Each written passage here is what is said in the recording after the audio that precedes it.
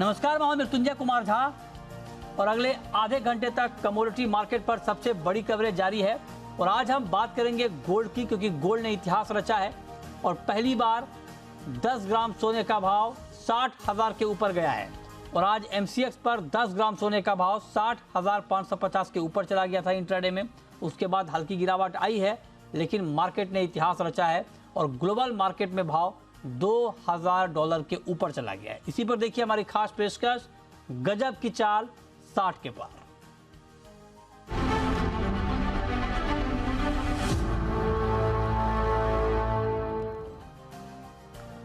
और आज की चर्चा में हमारे साथ मेहमानों का खास पैनल जुड़ा है। हमारे साथ हैं भार्गव वैद्य साहब, BN वैद्य एंड एसोसिएट्स के। हमारे साथ हर्षल बारोट हैं, मेटल फोकस के। बीरेन वकील हैं, पैराडाइम कमोडिटी के। कुणाल शाह हैं, निर्मल बैंक के। और अनुज गुप्ता हैं, IIFL सिक्योरिटीज़ के। आप सभी का बहुत बहुत स्वागत है आज की इस खास चर्चा में। और आज हम सब इस इतिहास का गवाह बन रहे हैं कि 60 के ऊपर गोल्ड गया है। और किसी ने सोचा नहीं था कि 2023 के शुरुआती 3 महीने में ही गोल्ड 60 की नई ऊंचाई को छुएगा। लेकिन आज ये हकीकत बन चुका है कि 60 के ऊपर मार्केट जा चुका है। लेकिन अब सवाल ये है कि इस ऐतिहासिक तेज़ी के बाद आगे का सफ़र गोल्ड का कैसा होगा, क्योंकि ये हफ्ता गोल्ड के लिए बहुत अहम है। कल से फेड की मीटिंग शुरू हो रही है, 2 दिन की मीटिंग होगी। परसों देर रात फेड का फैसला आएगा ब्याज दरों पर। और अब माना जा रहा है कि फेड ब्याज दरों में बढ़ोतरी की रफ्तार कम करेगा, धीमी करेगा, या कुछ और बड़े ऐलान अगर देखें, कुछ लोग ये भी कह रहे हैं कि रोक भी सकता है बढ़ोतरी को। तो उसी उम्मीद में, उसी संभावना में गोल्ड ने छलांग लगाई है। अब देखना दिलचस्प होगा कि फेड आखिर यहाँ से करता क्या है। तो मेरा सबसे पहला सवाल भार्गव जी आपसे होगा। सर, आप जरा बताइए, 60 के पार कैसी रफ्तार? रफ्तार तो थोड़ी नरम चाहिए, बिकॉज ये जो अचानक इतना जो बड़ा है, उसका मेन रीजन है जो अमेरिका में जो बैंकिंग क्राइसिस हुई और जो स्टॉक एक्सचेंज में करेक्शन आया, वो सब का इफेक्ट हुआ गोल्ड पे। इस हिसाब से गोल्ड ने बहुत बड़ी छलांग लगाई है। तो ये लेवल से छलांग थोड़ी स्लो होनी भी चाहिए।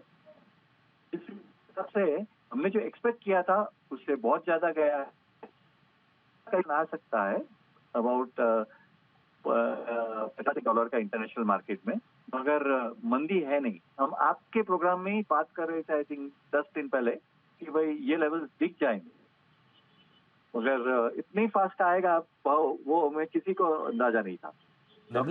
थोड़ी धीमी होगी और ये बात ठीक भी है, क्योंकि फंडामेंटल कैसे भी हों, लेकिन एक ही दिशा में इस तरह की तेज़ रफ्तार लंबे समय तक टिकना बहुत मुश्किल होता है और संभव नहीं होता है।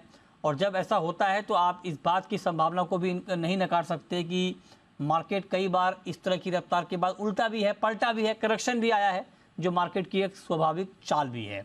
लेकिन अब हर्षल, मैं आपसे जानना चाहता हूँ कि अभी फंडामेंटल की बात क्या हो रही है? अभी बात हो रही है US के बैंकिंग संकट की, यूरोप के बैंकिंग संकट की, और उसी के दम पर गोल्ड ने इतनी छलांग लगाई है। अब चूंकि आगे फेड की मीटिंग है और मार्केट ये मानकर चल रहा है कि इस बैंकिंग संकट के बाद फेड अपना अप्रोच थोड़ा नरम करेगा इंटरेस्ट रेट को लेकर के। आपको क्या लगता है, फेड से आप क्या उम्मीद कर रहे हैं?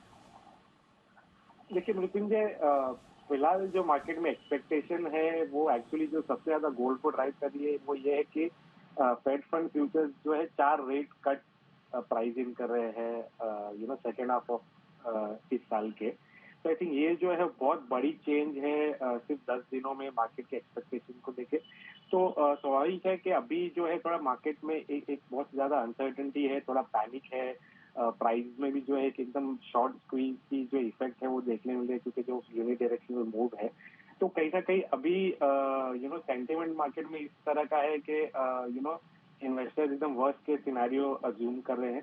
तो ये फेड की मीटिंग के बाद एग्जैक्टली फेड क्या स्टैंड लेता है, इस एक्सपेक्टेशन को फेड चेंज कर पाता है कि नहीं, उस पर गोल्ड की चाल डिपेंड करेगी। क्योंकि ये यूजुअली हमने देखा है कि जैसे लास्ट ईयर इसी टाइम के आसपास मार्च में जब जियोपॉलिटिकल टेंशन जो अचानक से एस्केलेट हो गए थे, तो तब भी ये लोग बोल रहे थे कि अब गोल्ड यहाँ से नया हाई मारेगा, $2500 हो जाएगा और ये सब। तो ये जब लोग भावुक होते हैं, इन्वेस्टर्स भावुक होते हैं, तो ऐसे बड़े बड़े टारगेट यूजुअली मार्केट में दिखाई देते हैं।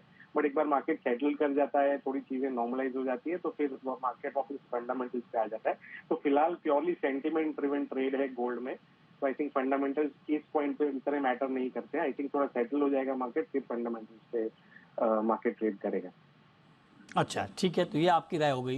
लेकिन कुणाल जी, मैं अगर आपसे पूछूं कि अगर मान लीजिए फेड 25 बेसिस पॉइंट की बढ़ोतरी करता है, जिसकी संभावना दिख रही है, तो 25 बेसिस पॉइंट की बढ़ोतरी के बाद का रिएक्शन गोल्ड मार्केट का क्या हो सकता है? तेजी है, नीजक रिएक्शन आ सकता है। गोल्ड बहुत बड़ा है, देखिएगा 15 दिन में हम तो $1820 से सीधा $2000, तो तकरीबन आप देखिएगा तो $180 की रैली हमने देखी है, 10% का मुंह देखा है। सो ये थोड़ा बहुत करेक्शन आ सकता है, बट गोल्ड में ओवरऑल ध्यान तेजी का है। गोल्ड में मंदी नहीं करनी चाहिए या शॉर्ट नहीं करना चाहिए, नीचे आता है तब लेके ही काम करना चाहिए। बहुत correction, it's a small correction which can come, but $20, $25 में भी परहैप्स $1950-60 वहां तक जा सकता है, उससे नीचे तो नहीं लग रहा है। आप कह रहे हैं कि अधिक से अधिक $50-60 तक का करेक्शन गोल्ड में आ सकता है। बीरेन जी, आप भी यही मान रहे हैं? अभी तो कोई मेरे पास कोई व्यू नहीं है, बट ऐसा लग रहा है कि चार्ट को अगर मैं देखूं तो 2050, 2060, 2070-60 तक मार्केट जाना चाहिए आफ्टर इनिशियल मूव। काफ़ी पैनिक है और काफ़ी अनसर्टेनिटी है, स्पेशली अमेरिका से बैंकिंग में क्या आएगा और फेड कल क्या बोलेगा। It is too early to say. Fed को सुनने के बाद ही कुछ थोड़ा भी कुछ आइडिया आ सके बात है। लेकिन अनुज जी, मैं अगर आपसे पूछूं, आज देखिए आज मार्केट करीब करीब 1000 रुपये तक बढ़ा था, अब 300 रुपये की तेज़ी गोल्ड में रह गई है, तो ऑलमोस्ट आज के हाई से 700 रुपये तक गोल्ड के दाम गिरे हैं। अगर तो ऐसे में क्या अगर कोई ट्रेड करना चाहे इस भाव पर गोल्ड में आज के लिए या 1-2 दिनों के लिए, तो ट्रेडिंग के पॉइंट ऑफ व्यू से आपका नज़रिया क्या है, आपकी राय क्या होगी? मिथुन जी देखिए, गोल्ड अभी एक ऐसे लेवल पे खड़ा है जहां पर 700-800 रुपए का मोमेंटम या $40-50 का उठापटक एक महज आपको इंट्राडे में देखने को मिलेगा, क्योंकि एक तो बैंकिंग क्राइसिस है, दूसरा फेडरल बैंक का मीटिंग है, तो उसकी चलते आपको वॉलेटिलिटी बहुत हाई देखने को मिलेगी। तो ऐसे में जनरली जो ट्रेडिंग अपॉर्चुनिटी है वो थोड़ी सी कम रह जाती है, बट हाँ, अगर आप लेवल्स के अकॉर्डिंग काम करते हैं तो आपको एक अच्छा अपॉर्चुनिटी देखने को मिल सकता है। जैसे कि हमने आज भी देखा कि ऊपर करीबन 60,400 तक गया था और अब करीबन 59,070 के आसपास, 59,700 के आसपास गोल्ड का प्राइस आता हुआ दिखाई दिया है। करीबन $30 की गिरावट जो है हाई लेवल से आ चुकी है। तो मुझे लगता है कि मार्केट जो है अभी थोड़ा सा एक बहुत वॉलेटिलिटी में है, जहां पर 400-500 रुपए की जो मोमेंटम है आपको विद इन 1 घंटे में आपको देखने को मिल सकती है। तो ऐसे में मुझे लगता है कि थोड़ा वेट एंड वॉच करना चाहिए। मेरी सलाह यहाँ पे रहेगी कि अगर जिन्होंने ऑलरेडी खरीदारी करी हुई है वो यहाँ पे प्रॉफिट बुक करें, और अगर प्राइस नीचे डिप लेता है करीबन 59,200, 59,300 के आसपास, समवेयर अराउंड $1870, $1860 के आसपास, तो वहां पर खरीदारी का ट्रेड इनिशिएट कर सकते हैं। क्योंकि मार्केट जो है अभी गोल्ड का इस लेवल पे खड़ा है जहां पर कोई भी अगर एक छोटा सा भी न्यूज इंपैक्ट करेगा तो वहां पर आपको एक अच्छी वॉलिडिटी देखने को मिलेगी। तो बेटर है कि मार्केट को थोड़ा सा अभी टाइमली सेटल होने दें, क्योंकि एक दिन से लेकर अभी तक अगर हम देखें तो करीबन 1000 रुपए की मूवमेंट दोनों साइड देखने को मिली है। तो अगर मार्केट थोड़ा सा स्टेबल होगा तो एक अच्छा लेवल मिलेगा खरीदारी करने के लिए। वैसे ओवरऑल ट्रेंड गोल्ड का अभी भी पॉजिटिव है। हमारा मानना है अगर हम एक लॉन्ग टर्म व्यू देखें तो दिवाली तक मेरे को लगता है कि 62,000 के लेवल आपको देखने को मिलेंगे। तो नीचे अगर प्राइस आपको जो भी मिलता है 59,200 के आसपास तक, तो इंट्राडे के लिए खरीदारी का ट्रेड लेना चाहिए। मतलब यकीन, मतलब ईमानदारी से अगर कहूँ अनुज जी, तो अब तो भरोसा नहीं होता कि ये जो इतना 2-4-6 महीने आगे का टारगेट दिया जाता है दिवाली तक, किसी ने ये नहीं कहा था कि मार्च खत्म होने से पहले 60 का लेवल गोल्ड छू लेगा। और आप देखिए कि जब फेड ने बीच में ये बात कही कि ब्याज दरें बढ़ने की रफ्तार तेज़ रहेगी, महंगाई को लेकर उनका फोकस बना रहेगा, उसके बाद $100 गोल्ड गिर गया था। और तब किसी को इस बात की भनक भी नहीं लगी थी कि इतना बड़ा क्राइसिस बैंक का सामने आ जाएगा।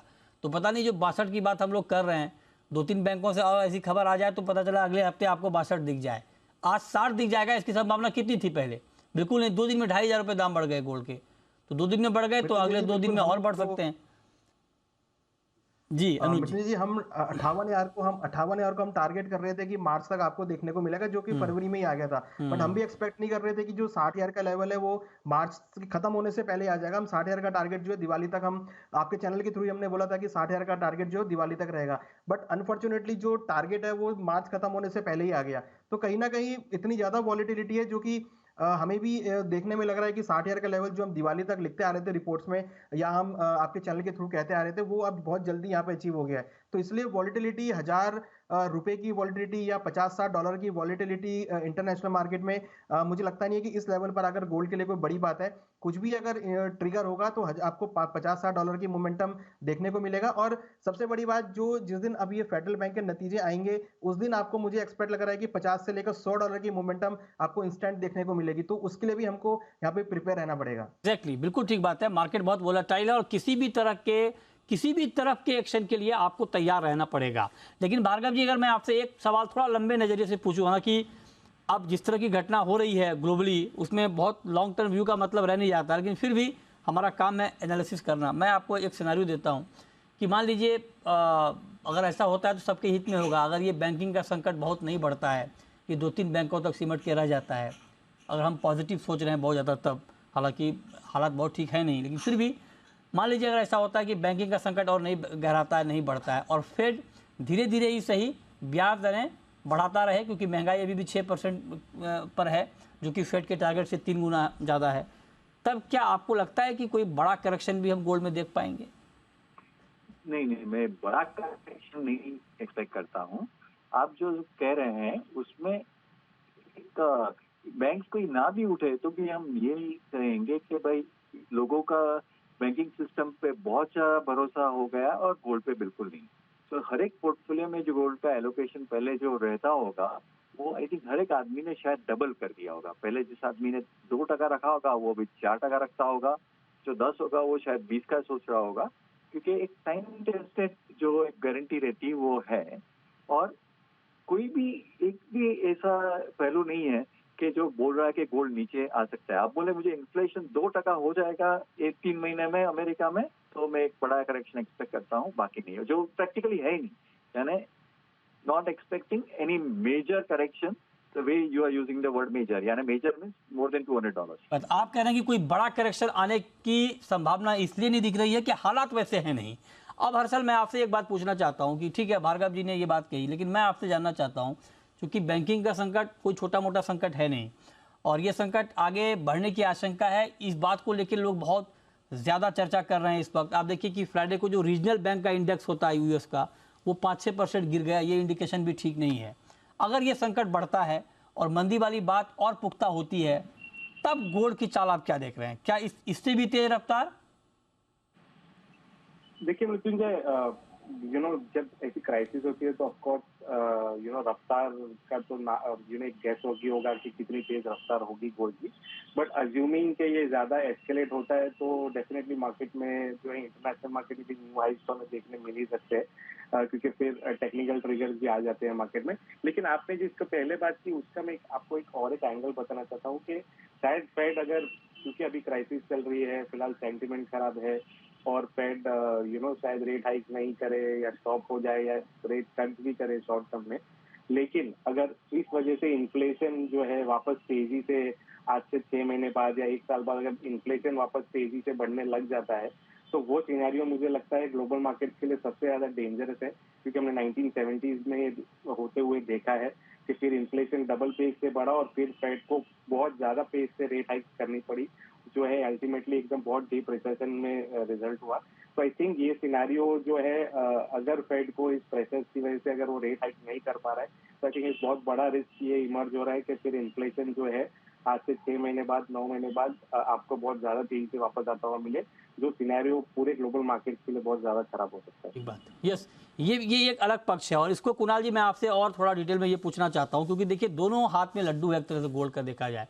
अगर मान लीजिए फेड बैंकिंग संकट को इग्नोर करके, ऐसा होगा नहीं कि वो बहुत तेज़ी से ब्याज दरें बढ़ाता रहेगा, है ना, और अगर मान लीजिए बैंकिंग संकट को देखते हुए, मंदी की आशंका को देखते हुए, अगर फेड बहुत तेज़ी से ब्याज दर नहीं बढ़ाता है, तो ये तो गोल्ड के लिए पॉजिटिव हो गया। दूसरी बड़ी बात कि महंगाई फिर कम नहीं होगी, और जो महंगाई के खिलाफ गोल्ड की डिमांड होती है उसका एडिशनल सपोर्ट। तो क्या ऐसे में कुल मिलाकर आपको लगता है कि गोल्ड में गिरावट की गुंजाइश अब धीरे धीरे कम हो रही है? गिरावट की आपने बहुत ही अच्छा पॉइंट रेस किया है मृत्युंजय जी। ये बेसिकली विन है, दोनों साइड पे विन है। अगर फेड रेट नहीं बढ़ाता है और तो गोल्ड एकदम जोर से शूट अप हो जाएगा, और अगर फेड यहाँ पे और रेट बढ़ाता है 25 बेसिस पॉइंट से ही, वो ऑलरेडी फैक्टर इन है। So under any circumstances gold के लिए आप देखेंगे तो इन्फ्लेशन कोई नीचे आने वाला है नहीं। यहाँ पे कोई एग्रेसिव यूरोप या यूएस कोई भी अभी एग्रेसिवली रेट बढ़ा ही नहीं पाने वाला है। तो मैं तो एक्सपेक्ट कर रहा हूँ, शायद I will not be surprise, ये लोग इंटरेस्ट रेट बढ़ाए ही नहीं ये मीटिंग में। तो ये कोई बड़ी, तो इन्फ्लेशन रहने वाला है, तो इन्फ्लेशन रहेगा तो ग्रोथ कम होने वाला है, तो गोल्ड तो बढ़ने ही वाला है। सो मेरा जून महीने का टारगेट है $2150। मुझे लग रहा है जून महीने तक गोल्ड $2150 टेस्ट करेगा सीएमई पे। एमसीएक्स पे अगर रुपी में स्ट्रेंथ आती है तो it will conservatively translate into 61,500। 61,500, ठीक है। तो ये अब फटाफट जरा बीरेन जी, मतलब मैं आपके पास आऊँ, चांदी पर सर क्या व्यू है आपका बीरेन जी, सिल्वर में? सिल्वर इस बार थोड़ी आउट परफॉर्म करनी चाहिए गोल्ड को, क्योंकि जिस हिसाब से बिटकॉइन यानी हाई रिस्क एसेट चल रही है, तो चांदी काफी अंडर परफॉर्म हो रही है। मेरे हिसाब से इस रनअप में गोल्ड की तुलना में चांदी का रनअप थोड़ा ज्यादा रहेगा। ओके, ठीक है। तो आप कह रहे हैं कि चांदी में भी तेजी रहेगी, लेकिन चांदी पर कुछ सवाल और भी हैं। एक सवाल भार्गव जी मैं आपसे सिल्वर पे पूछता हूँ, फिर मैं ब्रेक पर जाऊंगा कि जब गोल्ड की तेजी की बात हो रही है, चांदी की भी तेजी की बात हो रही है, दुनिया में मंदी की बात हो रही है, फिर भी चांदी में तेजी की बात, क्योंकि चांदी तो एक इंडस्ट्रियल कमोडिटी भी है। तो अगर मान लीजिए मंदी की बात बढ़ती है तो ये तो चांदी के लिए निगेटिव होना चाहिए, मेटल गिरेंगे चांदी को भी गिरना चाहिए। ये आप जो कह रहे हैं वो 100% है, और उस हिसाब से अगर बेस मेटल्स और सब में गिरावट आई तो उसका एक इम्पैक्ट चांदी पे आएगा ही। और चांदी में टू वेज मूवमेंट काफी ज्यादा आ जाएगी, और जितने भी एक्सपर्ट्स है और प्रोफेशनल ट्रेडर्स है उसमें उनको ज्यादा लाभ होगा।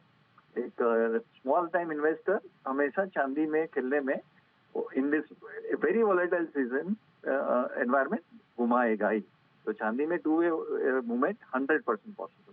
क्या, चलिए बहुत शुक्रिया भार्गव जी आपका, हर्षल आपका, कुणाल आपका हमारे साथ जुड़ने के लिए और गोल्ड सिल्वर पर डिटेल में बात करने के लिए। अब शुरू करते हैं सवाल और जवाब। पहला सवाल है प्रवीण का, हरियाणा से। पूछिए प्रवीण जी। सर मैंने 3 लॉट सिल्वर के बाय किए हुए हैं 67,500 पे। 67,500 पे 3 लॉट आपने बाय किया है? हाँ जी, क्या टारगेट रखूं? 67,500 पे, अभी मार्केट है 68,550 के ऊपर, अच्छे भाव पर आपकी बाइंग है। बीरेन जी क्या सुझाव आपका इनके लिए, प्रवीण के लिए? टेंटेटिवली 6,950 70,500 के आसपास का टारगेट रख सकते हैं, और स्टॉप लॉस उनको रखना चाहिए 6,200 यानी 66,200। ठीक है, अगला सवाल है राजेंद्र का। पूछिए राजेंद्र जी। नमस्ते सर, मेरा सवाल है क्रूड ऑयल बाय करना है और नीचे जाने की संभावना है क्या? क्रूड ऑयल आपको बाय करना है? जी सर। अच्छा अनुज जी, ये बाइंग का लेवल है या अभी रुकना चाहिए? देखिए मुझे लगता है कि इंट्राडे में एक बार बाउंस बैक ले सकता है, तो खरीदारी कर सकते हैं, क्योंकि शॉर्ट कवरिंग यहाँ पर है, ओवरसोल्ड जोन में है। तो एक बार मुझे लग रहा है कि 5500 से लेकर 5600 तक के लेवल आ सकते हैं, तो इंट्राडे के लिए खरीदारी का ट्रेड कर सकते हैं। 5180 पे स्टॉप लॉस लगा सकते हैं। 5180 पे स्टॉप लॉस लगा सकते हैं, और 5600 के टारगेट के लिए कह रहे हैं कि बाई कर सकते हैं। नेक्स्ट कॉलर सुरेंद्र का है, सिरसा से। पूछिए सुरेंद्र जी। सुन रहे हैं सर? हेलो जी पूछिए। चने की रिपोर्ट लेनी है सर। चने पर आप जानना चाहते हैं। बीरेन जी चने को लेकर क्या रिपोर्ट है सर? हाँ जी, टेम्पररी मार्केट अच्छा है। जो वेदर का डिस्टर्बेंस है अभी नॉर्थ में या गुजरात में, महाराष्ट्र में काफी जगह पे वेदर का डिस्टर्बेंस है, तो चना थोड़ा तेज रहना चाहिए। ठीक है, इस पर आप नजर रखिए। और चने पर ये बीरेन जी का आउटलुक। फरहान है नेक्स्ट कॉलर रामपुर से। पूछिए फरहान जी। सर जी बीरेन बगीचा से पूछ रही है, मेहनता में क्या हो गया, तो बहुत बुरा हाल हो गया। शॉर्ट टर्म का क्या आउटलुक है, क्या हालात लग रहे हैं इसमें? बताइए बीरेन जी मेहनता में। अभी हर कोई एग्री मार्केट दबाव में है, और उसका भी ये बैंकिंग संकट से ही ताल्लुक है। तो फिलहाल इसको अवॉइड कीजिए, क्योंकि ये काफी छोटी कमोडिटी है। अच्छा ठीक है, तो ये छोटी कमोडिटी है, इस पर आप नज़र रखिए। मेहनता फिलहाल 11 रुपये नीचे ट्रेड कर रहा है। अगला सवाल है सोमवीर का, हरियाणा से। पूछिए जी, पूछें सोमवीर जी। हाँ जी, ग्वार में क्या रहेगा सर आगे? ग्वार में बताइए अनुज जी। ग्वार का मार्केट तो संभाल ही नहीं रहा है। देखिए ये जो करंट लेवल है ये मुझे लगता है कि थोड़े से एक एट्रैक्टिव लेवल लग रहे हैं, क्योंकि टेक्निकल चार्ट को अगर फॉलो करें तो ओवरसोल्ड जोन में है। यहाँ पर मुझे लगता है कि बाउंस बैक आ सकता है। हालांकि डेफिनेटली एक डाउन ट्रेंड यहाँ पर बना है, बट करंट ट्रेड मुझे लगता है बिकवाली के लिए ठीक नहीं है। यहाँ पर अगर ट्रेड लेना है तो मेरे हिसाब से खरीदारी का ट्रेड ले सकते हैं। ऊपर में 5600-5700 तक के लेवल आ सकते हैं, और 5700 के आसपास के लेवल मिले तो वहाँ अगेन बिकवाली का ट्रेड बना सकते हैं। तो ओवरऑल अगर हम रेंज देखें तो 5300 से लेकर 5700 की रेंज मुझे लगता है कि ये एक बार में रहेगी। 5300 के आसपास खरीदारी करें, 5700 के आसपास बिकवाली का ट्रेड बना के चल सकते हैं। जी आपका भी यही व्यू, ये लेवल 5500 से नीचे का लेवल बाइंग के लिए ठीक है ग्वार में? फिलहाल टेम्पररी बाउंस पे शॉर्ट जाना चाहिए, यानी 5700 750 के आसपास 5750 के आसपास शॉर्ट जाना चाहिए। टेम्पररी ये मेरे इस जोन में है। ये ग्लोबल जो सेल ऑफ है एग्री मार्केट का, इसके हिसाब से नहीं, लेकिन अगर आप 5750 पे कह रहे हैं तो अभी तो 5500 है, तो 250 रुपये के लिए बाई क्यों ना कर लें? नहीं, मैं ऐसा नहीं करता हूँ। मैं बड़ी मीन्स अगर 200 रुपये की नोट दिखती है ना तो फिर 20 की नोट में हाथ नहीं डालने का। अच्छा, नहीं लगाते आप, मतलब आप सिंगल रन नहीं लेते हैं? ना। सिर्फ चौके छक्के? बढ़िया है सर, गुड। ठीक है, अगला सवाल है अमित जैन का राजस्थान से। पूछिए जैन साहब। 275 पे एक सिल्वर लॉट सेल किया है, अब क्या करें आप बताइए। 275 पे आपने क्या क्या फिर से बताइए सर? 275 पे एक सिल्वर लॉट सेल किया है, बेचा है। 68,275 पे सिल्वर शॉर्ट किया है, ठीक है। तो अनुज जी क्या किया जाए अभी? देखिए मुझे लगता है कि एक बार रुक सकते हैं। एट कॉस्ट तक चांस है, एक बार आ सकता है डिप, तो वहां पर ही एग्जिट कर सकते हैं। थोड़ा डिप मिले तो निकल जाए एट कॉस्ट तक, क्योंकि ओवरऑल ट्रेंड पॉजिटिव है। तो मुझे लगता है कि अगेन आपको इवनिंग में बाउंस बैक देखने को मिलेगा। एट कॉस्ट तक मिला तो वहां पे निकल सकते हैं। चलिए, शुक्रिया अनुज जी आपका, वीरेंद्र जी आपका जुड़ने के लिए, तमाम सवालों के जवाब देने के लिए।